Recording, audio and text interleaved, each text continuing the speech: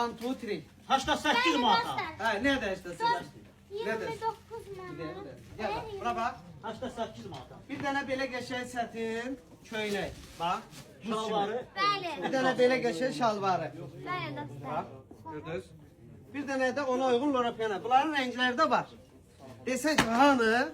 Misal üçün göy rəngləri buradadır. İndi o reklam çəkildi.